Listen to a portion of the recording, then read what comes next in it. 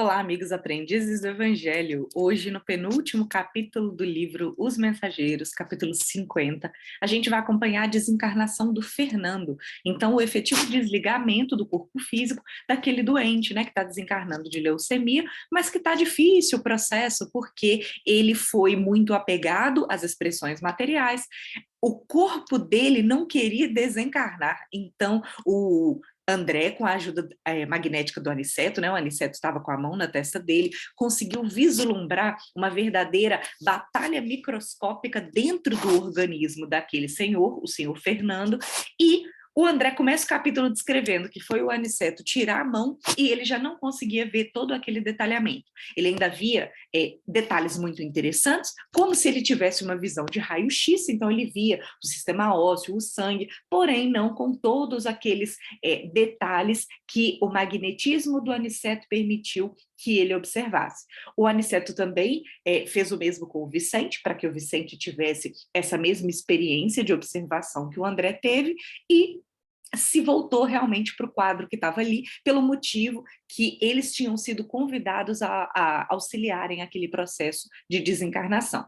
No aposento, no quarto de hospital, tinha uma quantidade razoável de parentes aflitos, a gente vai acompanhar um pouquinho mais para frente o quanto isso atrapalha esse momento de desencarnação, vai ser, acho que, o ponto alto de aprendizado para nós, encarnados, que ainda lidamos de uma forma muito apegada com a desencarnação, então que a gente possa, com esse capítulo, aprender a deixar com que esse momento seja o mais tranquilo possível, para que, ao invés de atrapalhar, a gente também, como encarnados, possa auxiliar desencarnações que, afinal, chegaram a hora de acontecer, não é? A gente não vai estar empurrando ninguém para desencarnação, não. Bom,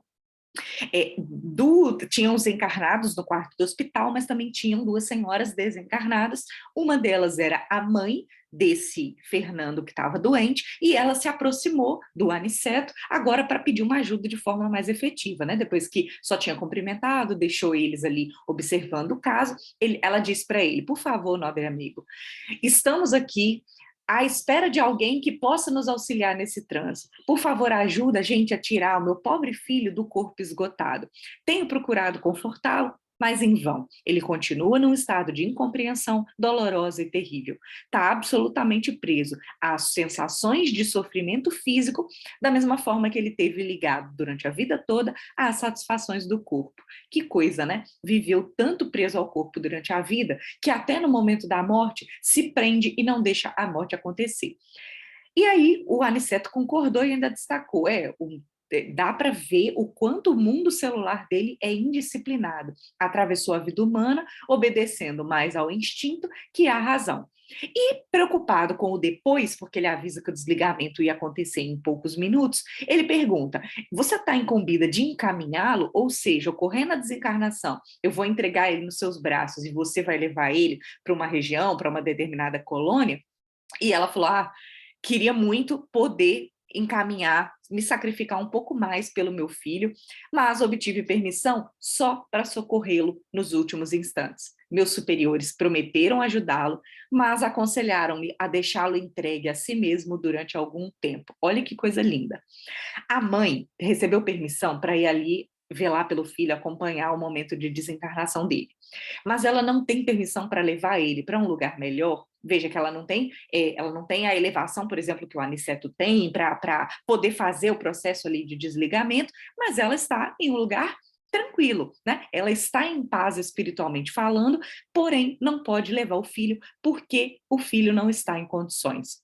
Ela diz: Fernando precisa reconsiderar o passado, identificar os valores que desprezou.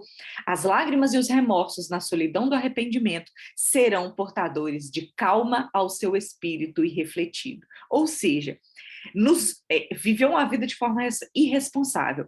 Na desencarnação, ele precisa da reflexão, ele precisa da solidão, das dores, né, de vivenciar um ambiente escuro, de repente perdido, como a gente acompanhou lá no primeiro capítulo do Nosso Lar, quando o André descreve a própria desencarnação dele, para que ele pudesse cair na real, né, ou cair do cavalo, como dizem.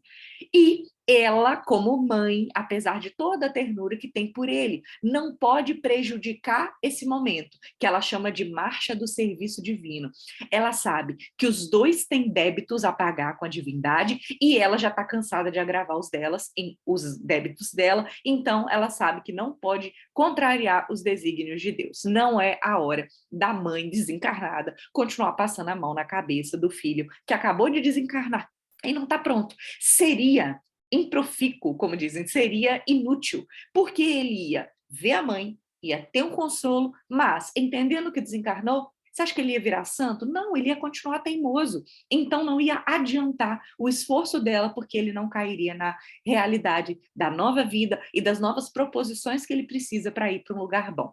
E o clínico que chamou o Aniceto ali para ajudar aquele caso falou: ela tem razão, Fernando não vai poder acompanhar a mãe, mas ela tem feito um trabalho tão nobre de intercessão por ele que tenho instruções para conduzi-lo a um lugar seguro. Então, veja, por isso que aquele clínico estava ali e foi buscar a ajuda do Aniceto para facilitar o desligamento pela intercessão nobre da mãe que estava ali velando pelo filho danado, pelo filho irresponsável.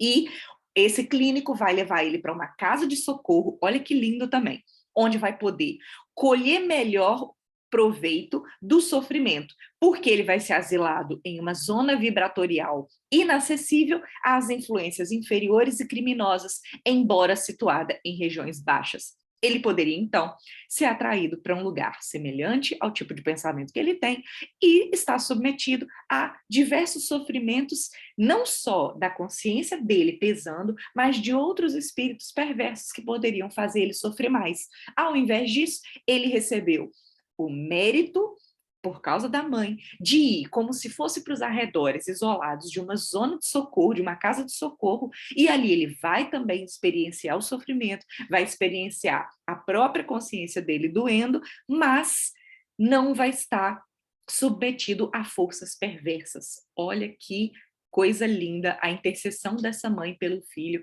que, entre aspas, né, na conceituação humana, não merece o auxílio todo que ela tem a devotar, né? Mas vai falar isso para uma mãe, de jeito nenhum. Então ela consegue, com o seu carinho, conseguir esse auxílio para o filho dela que está desencarnando. Bom, e aí, já como se não tivessem tempo a perder, eles começaram a se preocupar efetivamente com o desligamento, e aí o Aniceto destacou, a gente precisa fazer o desligamento, só que nesse quarto, a aflição dos familiares encarnados vai dificultar a nossa ação. Observem, diz o Aniceto, como todos eles emitem recursos magnéticos em benefício do moribundo, né? Tantas preces que se faz, né? Quando a pessoa está hospitalizada, está prestes a ter uma desencarnação, as pessoas pedem para outras pessoas, não só quem está ali no quarto, e o André destaca que realmente tinha uma rede de fios cinzentos e fracamente iluminados que parecia ligar os parentes encarnados ao enfermo que estava hospitalizado. Então, a gente pode pensar, nossa, mas então, né, realmente toda essa prece auxilia, é importante para que não ocorra a desencarnação. Toda prece é extremamente necessária, extremamente importante, porém, tem aquela prece que se faça a vontade divina e tem aquela prece que ele fique mais na carne. No caso desse senhor, desse Fernando, já estava na hora dele desencarnar, o corpo já não aguentava mais, como a gente viu no capítulo passado, as células estavam expulsando o corpo praticamente, já estava na hora da desencarnação. E aqueles parentes encarnados, pelo apego à matéria também, da mesma forma que ele, que não estava querendo desencarnar, estavam atrapalhando o processo de desencarnação. E agora vem a descrição de algo muito comum, de algo que a gente vê descrito em vários livros, que é a melhora repentina e milagrosa que a espiritualidade faz com que aconteça, para que os parentes deem uma relaxada, deem uma afrouxada nesse apego, para que a desencarnação possa ocorrer em paz. Então, esse, para mim, é o ponto alto de aprendizado para nós encarnados aqui do capítulo. E aí, O Aniceto diz: tais socorros, ou seja, tais energias que os encarnados estão destinando ao doente, são agora inúteis para devolver-lhe o equilíbrio orgânico. Ou seja, não adianta, não é hora de ficar prendendo ele à carne. Na verdade, só acaba trazendo mais sofrimento para ele. Precisamos neutralizar essas forças emitidas pela inquietação e, antes de tudo, vão proporcionar serenidade à família. E aí ele vai, se aproxima, faz uma espécie de passe, né, uma magnetização, para modificar aquele quadro de coma.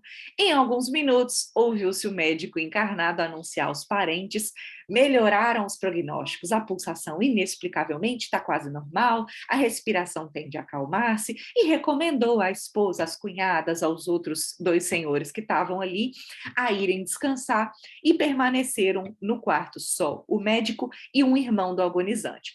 Como essa melhora dele tranquilizou todo mundo, depois de alguns minutos os fios cinzentos sumiram, desligando do parente encarnado, não estava mais preso ali ao doente. O médico recomendou que abrisse a janela, né, para acelerar a melhora dele, e para o susto do André, quando a janela foi aberta, no parapeito apareceram 3 rostos horríveis pela expressão diabólica. O André assustou e falaram assim em voz alta: como é, Fernando, vem ou não vem?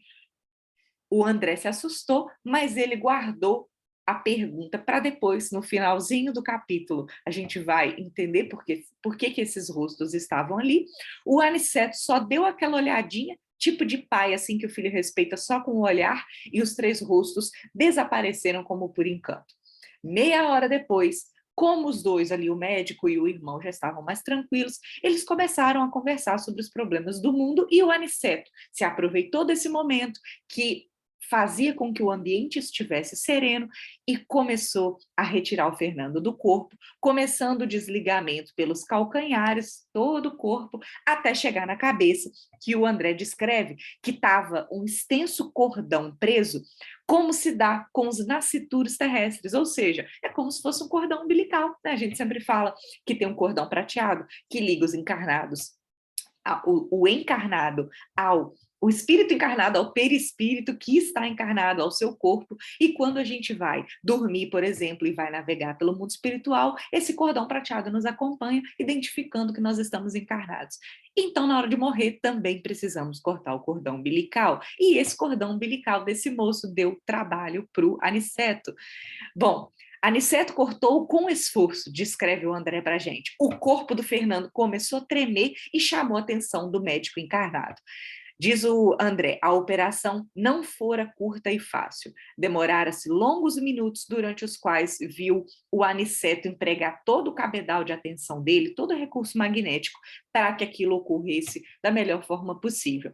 Como passaram-se alguns minutos, a família do morto já veio de novo, do morto não, né, do que estava desencarnando, que agora completava-se a desencarnação, e aquela aflição voltou para o quarto, a família se debruçou em pranto sobre o cadáver, mas como o desligamento já tinha sido feito com sucesso, viu-se as 3 entidades, né, as 2 senhoras e mais o clínico desencarnado que chamou o Aniceto ali, foram levar ele para o posto de socorro, e o André destaca que eles não saíram volitando, saíram carregando como pessoas mortais, encarnadas, comuns, pela porta, saindo pelo hospital.